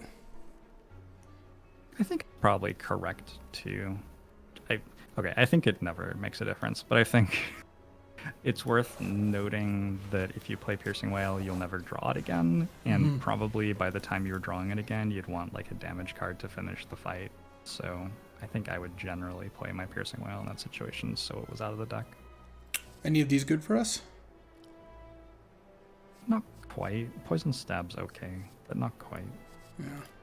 The Heart gives 5 status effects to your deck, so there's some value to just sort of loading up on okay cards as we get toward that endgame fight. I'd probably take Footwork over Predator here. All right, yeah, I guess I'm in for that. Get a little more defense going. And here I want to do Fireplace, then Elite, right? Oh, yeah, that gives me one less fight, too. So.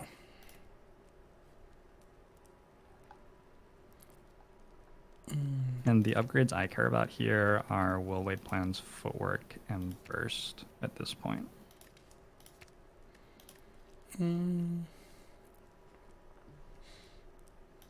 Like, I don't even really see the other upgrades. They're sort of invisible to me. Yeah, I'll go with Footwork, get a little more D. Ooh, Storm of Steel for 0. Predator for 0. So I don't have a stupid die. So I guess I can just start with Predator. Is it good just to kill the... I guess if I play Piercing Whale, they're not going to be doing that much to me anyway, right? Yeah, but their AI goes small attack and then giant attack, and they explode on you. Like, they'll hit you for 20 or something next turn, so I would kill them both. Okay. I would have hit the right one with that. You're okay, though. So you go triple Shiv, Deadly Poison, and Storm of Steel, and Caltrops. But I want Deadly Poison her, right? Yeah. Yep. Well, it wouldn't have mattered because it would have just swapped over. But Oh, sure, yeah. in the end, she only summons one. Oh my gosh. So easy. We are getting attacked for 39 though. That's the most that the game's thrown at us so far in the run. I guess I could burst defend or something. Yeah, I think you have full block if you burst to defend, play die to kill the dagger. I'm pretty sure it kills the dagger. Right? Yeah. Well, oh you no, can they're Deadly Poison it too. Yeah, it's not even gonna And be then wasted. defend, and then you don't actually have full block. But you're close. Yeah. I almost guided you successfully. I'll take 6 here. That's fine. We're like crashed into the barrier on the side of the highway, and I'm like, well, we almost hit. We the came off-ramp, very but- close. Oh, there's pretty good sequencing that I catalysted before playing the poison there. See, it has the exact same result, so I think game theoretically, Yeah. it was identically good. We can talk about other metrics if you want, but we you know. Okay, so I should do this first. Ooh, is Phantasmal Killer good in this deck? More setups for next turn? The meme answer is yes, the real answer is no. Okay, cool. Because it doesn't increase your poison damage. Yeah, on but you. That was actually when you should have picked up the war paint before you added it because to your upgrading it deck. doesn't matter because of the Snecko. Yeah, you know what? I'm Yeah. starting to... Wait, I thought I got a thing that I couldn't obtain. So... That's correct. You cannot. Yeah. Oh, I see. It just eats it there.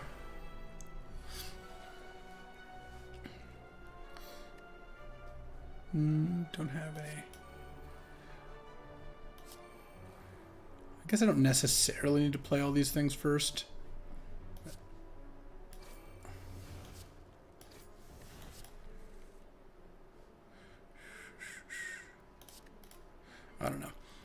Am I gonna be able to kill this thing this turn?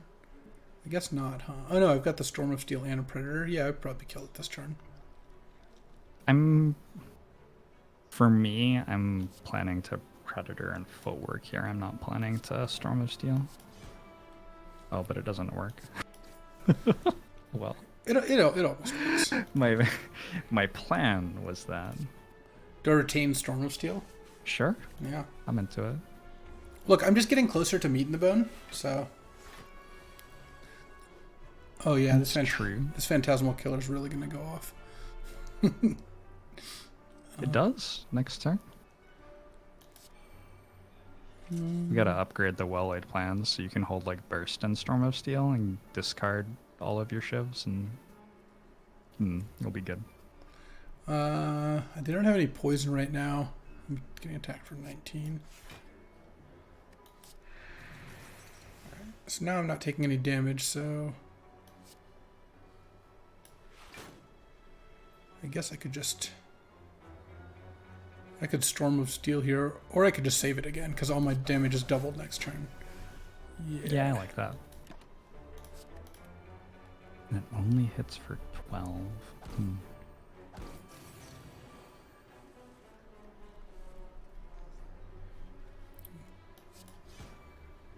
Oh dear. Yeah. Wow, Oh, there Predator's you great. go. I actually like the Eviscerate Plus. Yeah. I guess So. I guess I have some discard stuff. I'd rather hit this, I think. Am I supposed And to? blue key. I have to Blue take key, the blue key, right? Have to. It's mandatory. This is a spot where you can start to think about recalling early if you want, just so you're flexible at the last campfires, but I would probably upgrade well-laid plans. I think you always want that anyway. All right, that works for me. Just saying, like, about now is when I'd be starting to think about... To not try to cost yourself too much decision making. Oh, I love playing against this guy. Though my hand kind of sucks, so I definitely want to get this down.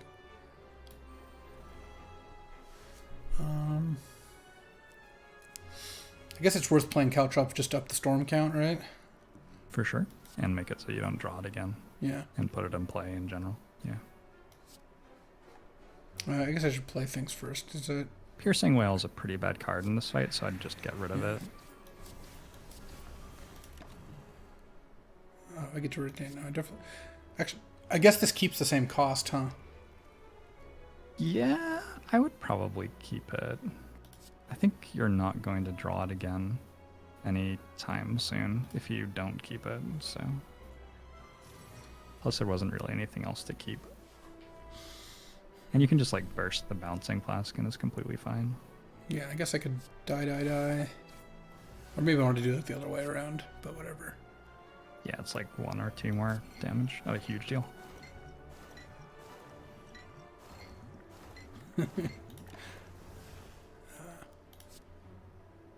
Something like this. I don't think I want footwork here.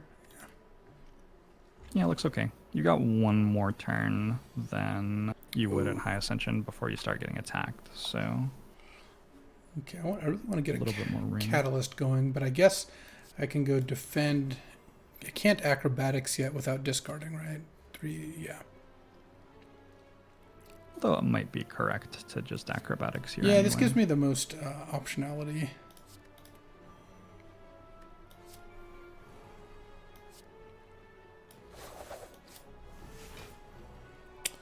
I didn't get any other poison stuff. It feels like poisoning is probably worth it, but this would make it 38, so almost like 100 and something poison. Then I can save the Storm of Steel, but is it worth setting up Predator for next turn instead? And saving... I could save the Catalyst, actually. Yeah. I suspect the lines are almost identical in terms of value. I should have done this. I keep doing this the other way around. Whatever. I shouldn't... It doesn't look like I'm that likely to take a ton of damage here. Right, yeah. Oh, there we go. So, let's go... Oh, no, First I don't know. Catalyst. Yeah, I don't have enough mana for that. This just kills it, right? Yep. Yeah, when they're like 3 lines and they all seem like they take 0 damage, it's very hard to work out why one is better than the other. Toy Ornithopter, not the best combo in my deck, but Well, it's 15 health. It's like better than the pair, yeah. probably. Ooh, do I want well-laid plans? Distraction? I think you want well-laid plans again. That card seems really messed up. You definitely want it to be really good. It's a very sad deck if you don't have some reason Yeah, it's to kind hold of on to a card for combo turn. It's just not that interesting, right? If every single card is just like, yeah, I'll just play my cards. Yep. Mm, Card manipulation is one of the interesting mechanics in Slay the Spire, which isn't in that many other deck building card games. Yeah. Where holding cards until next turn, like in Magic, your hand gets held until next turn always, right? So putting cards on top of your deck. You usually just lose max HP at this event. It's just sort of a bad event. We haven't gotten a single good event this run, I don't think. Gotten some, like, better than no floor events, but none of the really broken stuff. My hand is full. And get to acrobatics.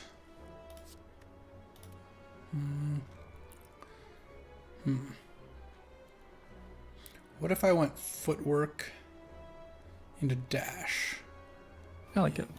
That's what I would do. Nice. I want to keep burst, I think, and storm. Yeah. Yeah, Phantasmal Killer doesn't seem particularly great.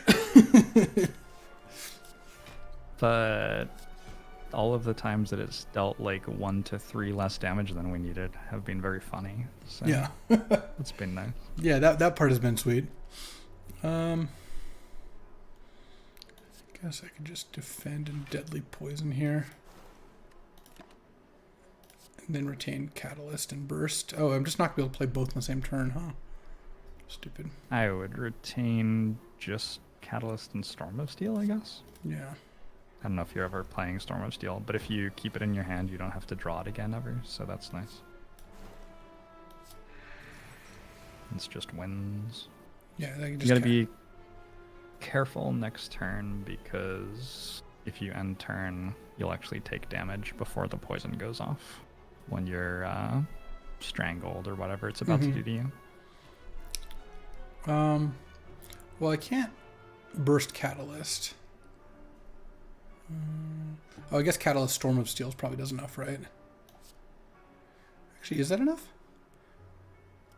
Catalyst brings I think it... not quite. Yeah. So you're gonna have to block for like 10 next turn. But you'll be okay. God, it's something very satisfying just going... You can go 1. 1 is the default hotkey for the leftmost card in your hand, and you can just hover your mouse over it and go 1 click, 2 click, or 1 click, 1 click, 1 click, 1 click. Oh, I did not know that. Even more fun, possibly. Sweet. But yeah, I don't know. There's something incredibly satisfying about the fact that usually your cards have to be targeted at exactly the same place in this game, so you can do that like whap, whap, whap, whap, whap thing. I'm going to upgrade burst. I have some big dreams here. Can happen. We'll see what we get. There's the catalyst. Oh, I didn't draw well-laid plans? That's stupid. I have acrobatics. I believe in the acrobatics here. Yeah. So should I play some shivs first, even though I'm potentially missing out? Absolutely. Do you usually shiv the big guy or the little guys? No, little guys. This is a fight where, actually, weirdly, the scariest thing about this fight is the 2 birds standing in front of the boss. The boss itself doesn't scale at all, other than when you play a power, but the birds do scale actually quite rapidly, and this is the fight that most requires you to be able to kill something with 50 HP quickly in like the end of Act 3. So there are a decent number of decks who die to the bird cultists here and wouldn't die to anything else. Not me though. We're not going to do that. Oh, I can't burst. No, I can do it. Oh, I can't do it all. I could deadly poison catalyst. That seems pretty lame though. A little bit lame. I would probably just Storm of Steel, and After Image gives you some block. Yeah. And also those shivs are dealing more damage than usual. And there's only one boss fight, because at Ascension 20 you start fighting 2 bosses at the end of Act 3 and it gets like really spooky, but I think with only one boss fight we should be okay. This is the sort of run that would not have won at high difficulty though. We just like weren't really offered a lot of the really strong stuff in the game. Right. I guess I don't really want to redraw these, right? I'm okay with holding them both. We're not reshuffling our draw pile until after next turn anyway, so I don't think it... I think it's like strictly upside, I guess, to hold them. I don't think there's any reason why it wouldn't be okay to. I'm taking a bunch of damage this turn, but I could, Phantasmal Killer. Maybe we'll set I like just playing dash. Yeah. Guess I can eviscerate too. Yeah, unfortunately we don't really set up into a deck that does very well in this fight. Like a leg sweep would have been nice. There's our footwork. Footwork helps quite a bit. Or if we had rolled nicely on some of the costs, we didn't like the catalyst never showed up with all the other stuff, so we just reshuffled. So I guess I should have footworked first. Whatever we're doing now. Yeah, and then you just neutralize. And then I wonder if we're dead to awaken one. Hope not.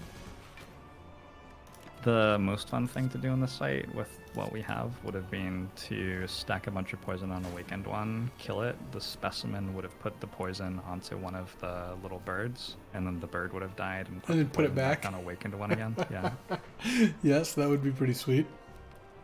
I could burst and apply a lot of poison. I would take a shit ton of damage though. I guess dash is just pretty like good. Dash, yeah. And then we don't have to play the defend. I could so hold on to the defend next turn. I could save the burst too. Yeah, I like that. Yeah. So here, my sort of, I'd hold the defend as well. My, the like modus operandi, the shortcut algorithm that I'd be trying to play right now is I'd be trying to full block every turn and deal damage with whatever energy I had left, and like making sure that I had block cards in hand for next turn. That's the really strong thing that Well-Laid Plans does here, is just make sure we have good block cards next turn. I think with acrobatics you should have enough.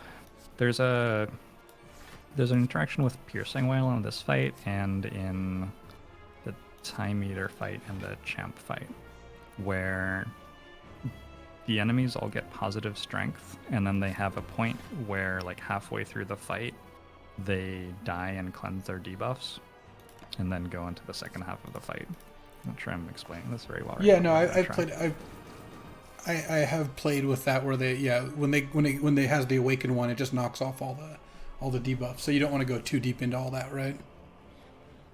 Yes, but you see how it has 4 positive strength right now? Yeah.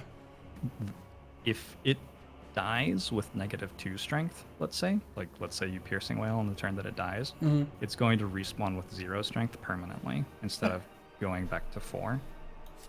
So I would have probably held the Piercing Whale that last turn. I think we could have held it and tried to make that play to make the second half of the fight easier.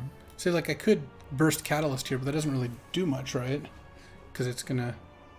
Yeah, in this spot you can like dash, Predator. You're looking to set up to be as strong as possible for the second half of the fight right now, which means holding burst and something. I don't know. I still have a burst Catalyst dream, even though I don't know that that's actually going to be something that'll work. Well, if you draw like Bouncing Flask at 2 cost or less, I guess it's in your hand, but it would 32, 93. It wouldn't quite instantly kill. It'd be slightly short. It's not an unreasonable dream. Especially like you full heal at the end of the fight, so if we can take 20 damage here to set up lethal damage next turn, that's completely fine. Yeah. So here I could burst Catalyst. I think you would die, right? Yeah, but I have a Fury in a bottle. But I guess it's just We definitely want that for next act. yeah. I think burst, deadly poison, defend is okay. That makes sense.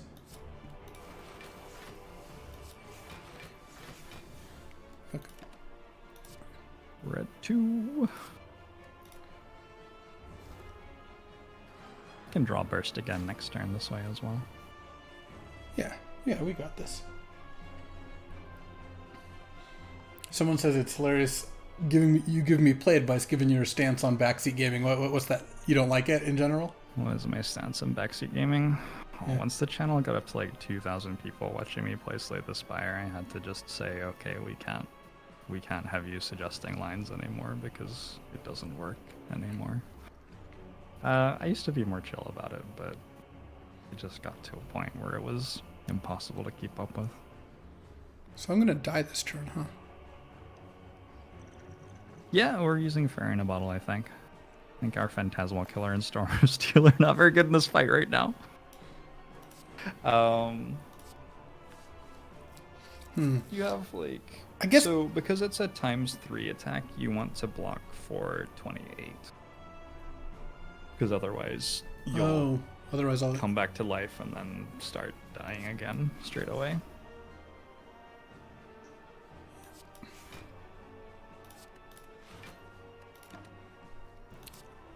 I believe. I do think that the Fairy in a Bottle is less valuable than the Ghost in a Jar, so I do think that we're meant to hold on to the Ghost in a Jar and use the Fairy in a Bottle here. Maybe I shouldn't have kept Noxious Fumes. Alright. Can I finally poison them to death? No. Well, I'm not going to die if I do that. Like, I could burst... Oh, no, I can't burst Catalyst. Really just holding on to this dream for way too long. That's been my evaluation. Yeah, I think you've got like... What does Bouncing Class Catalyst do here? Is that enough? It's really close to just being enough. Bouncing Class Catalyst Predator. I guess we'll find out. Yeah, that kills.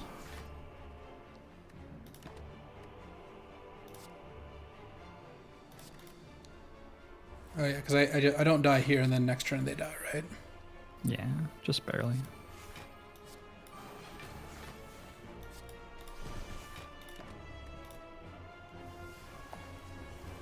Boom.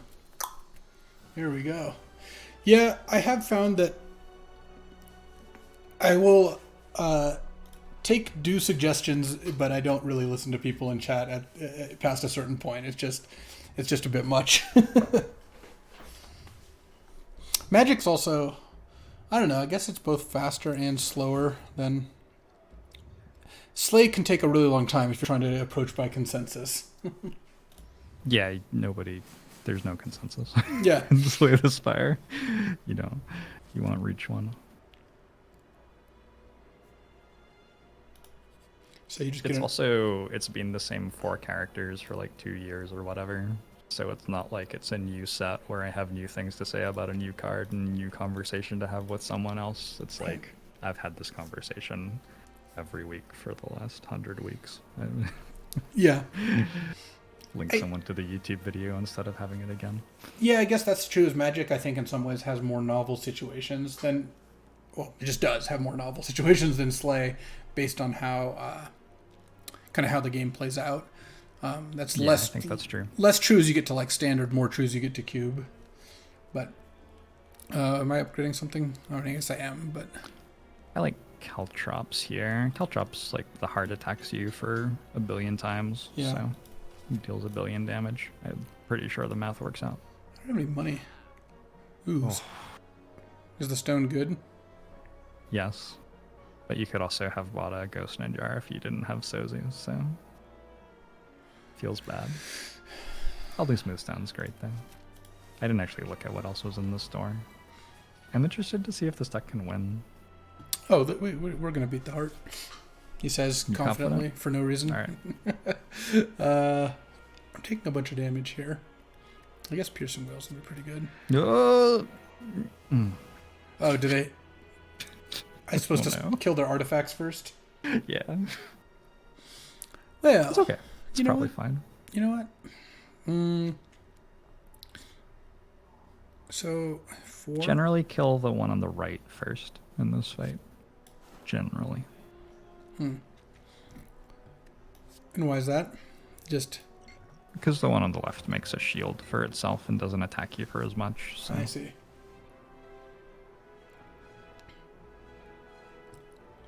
So, I guess I could acrobatics here, actually. That's probably not better than dash, though. I like dash more, for sure. And there's almost an argument for upgrading those shivs because by the time that you draw them again, the fight's already over. You understand what I'm saying? Right? Yeah, like not discarding them instead of playing them. Something to think about. This fight is pretty quick compared to all the other fights we're playing at this stage in the game, and our deck's a lot more cards than it was like the last time we had that decision, basically. Yeah. Took a little bit of damage there. Definitely true. I still can't kill this guy, can I? But I guess, Jesus, that's attacking me for 50. I guess I can turn it's around. attacking you for more because you're not facing the it. back So you can like defend, deadly poison the right one, and then neutralize the left one, and you're sort of fine.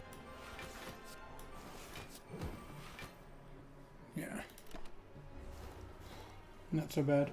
Nevertheless, I've played 150-ish hours of Slay the Spire, so I have some experience, but clearly much, much less here. So this one's near dead. If I give it another poison, it's dead, right? So I guess I could also burst like Survivor.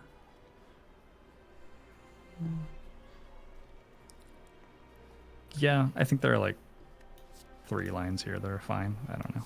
Pick one, I guess. I trust you. You got one. Yeah.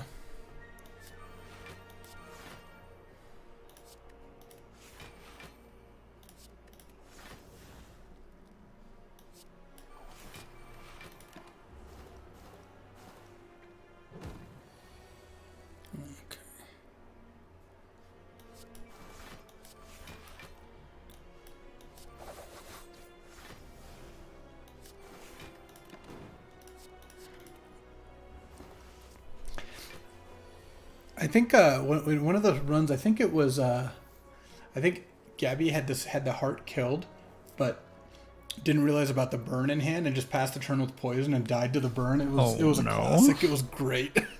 Oh no. Oh no. I just scanned to make sure I didn't have any burns in hand before saying that. Oh, Pantograph's so good. Wow. Ooh. All right, I'm gonna go with your advice on the piercing whales. I'm not even gonna ask. Yeah, dodge and roll was better than skipping 2 there. Okay, so currently it's not attacking me. We have this awkward thing. Usually in the heart fight, you'd use Ancient Potion right now to block the vulnerable. And you have to use it right now because there's no other debuff application. But it's going to block the -3 strength down, which is fine, I guess. You'd rather block the vulnerable, probably. Man, I got... Actually, are at full health. Wow. My burst and... I don't know. This is not a great hand for the catalyst. Because I assume I want to save the catalyst, right? Yeah, I don't think it's worth it to be playing it just off the deadly poison. Go to Survivor first because you're taking damage from the beat of death here. You just like play deadly poison and some shivs. Yeah. It's not a very good turn one. No. Damn.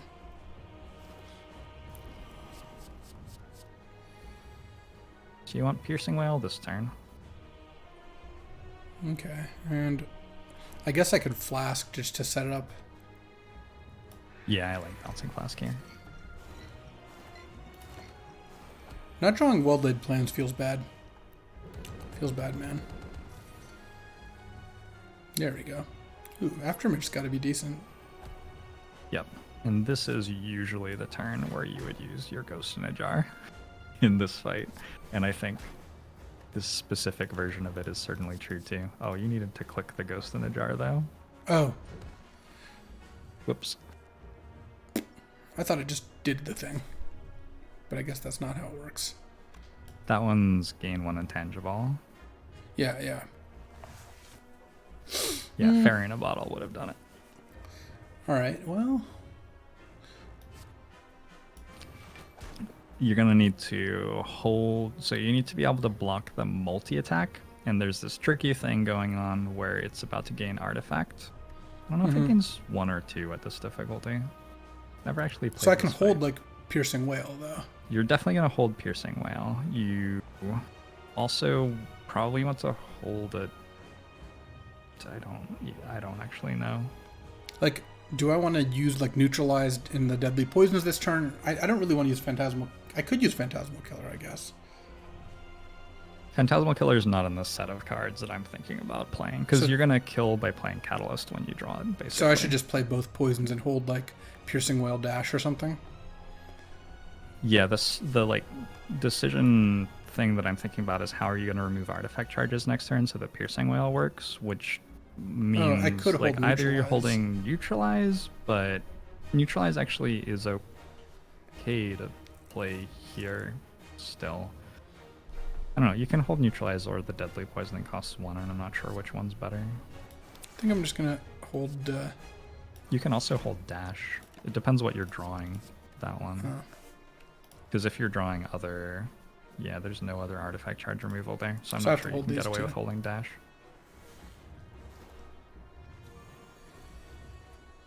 It is 2 artifact charges. Uh-oh. Oh, is that bad? Well, I think you're going to start with Neutralize, and then... You're going to have to play Acrobatics either now or after Defend. Might need to play Eviscerate. So this is the part of Slay the Spire that I really enjoy, and I think even if you're playing casually, it's like hard not to start thinking very deeply about what's going Yeah. on here. Because so you've got 8 cards in your hand right now, right? So if you play Acrobatics, you'll draw 3. Mm-hmm. You need to hit a card that removes an artifact charge so that you can play Piercing Whale to take no damage this turn. So, but it also has to cost 1, right? Actually, So yeah, it has to cost 1. 0 or 1, so 50-50 on So each one that 1. you draw. Deadly Poison, Piercing Whale, Bouncing Blast, Catalyst, but Catalyst might kill you. Burst also works. So you've got 5 outs there. Yeah. And 17 cards. Yeah, so I think that you have to play Acrobatics and draw 3, and that's better than playing a 1 cost and needing it to cost 0.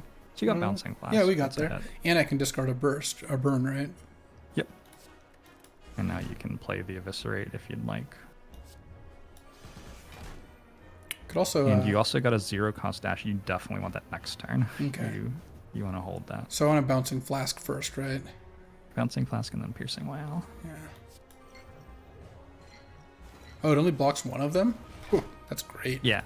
Yeah, Bouncing Flask is very good for artifact charge removal. Then I can You're hold these holding two, right? Burst and Dash, yeah. Come on, Catalyst. No Catalyst. They don't have any artifacts. I guess I can dash. Oh, that's not a You've skill, got- though. So go to the Ghost in a Jar and drink it right Okay. now. Yes. All right. Yeah, success. Is Catalyst in your draw pile? It is, right? Yeah. I think it's in your draw pile.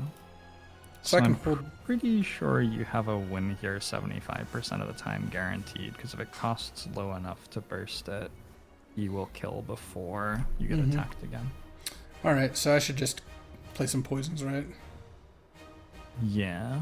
The like game space that you care about is the 25% of the time that Catalyst costs 3, in which case the important thing is to hold Piercing Whale so that you can win if you get multi-attacked the next turn. So you hold Burst Piercing Whale and go dash, die. And, Yeah. and we almost always win. I think we got over 90% equity from here. Yeah. Catalyst costs 3. That's So that's step 1 to losing. Yeah, that's Whoops. unfortunate.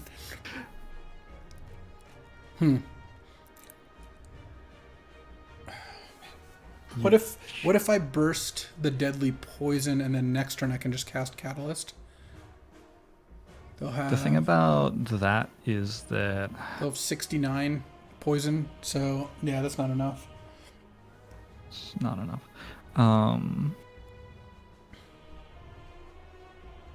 This Phantasmal Killer's been rancid. You should have warned me that card is bad. I think I told you, No, but you okay. This is okay. The only space that you care about is, assuming that you hold the piercing whale, which you should do. The only space that you care about is it's the big attack next turn, which is 50-50. You want to be able to survive that attack somehow. Actually, ooh, do you ever not hold the piercing whale so you can hold burst survivor? I don't think so. So again, Because 20. burst survivor dies to the multi-attack, I'm pretty sure. If you Oh, I can hold discard 4 Catalyst- cards. Interesting. I have two well-laid plans. Yeah, you can. I'm not sure I can come up with much best than Deadly Poison Catalyst and hold the 4 defensive cards. I guess you can play Phantasmal Killer if you want. Yeah, this seems. And then Actually, you only need 63 damage, so Phantasmal Killer may win this for us. wow, Phantasmal Killer finally. Nope. But you got the multi-attack, so you're good. Piercing Whale's fine, right? Yeah, that's a GG. Don't play too many cards. You're taking 1 damage every time. You're okay though.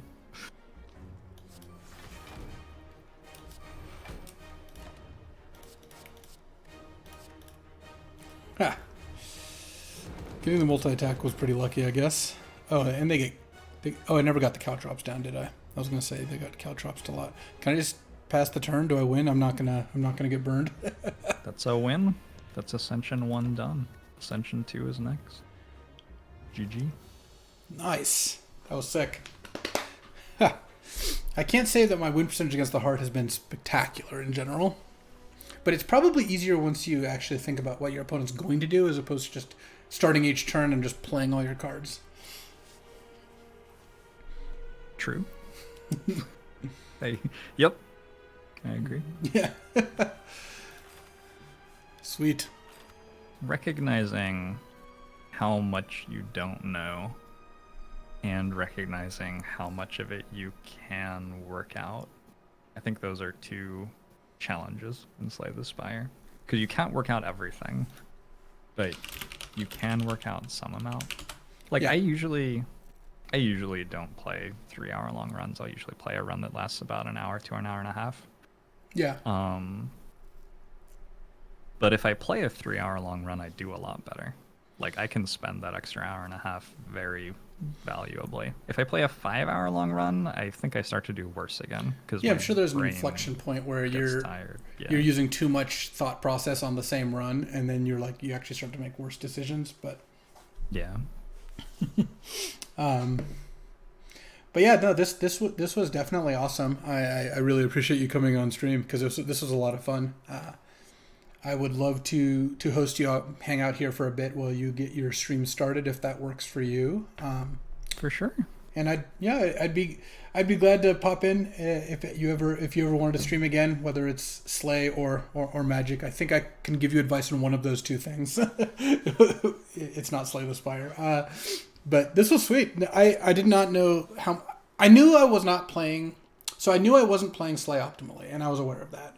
But I didn't know how much lower than optimal I was playing. It's actually like a ridiculous amount lower. So that part is definitely, it was definitely cool, like learning that.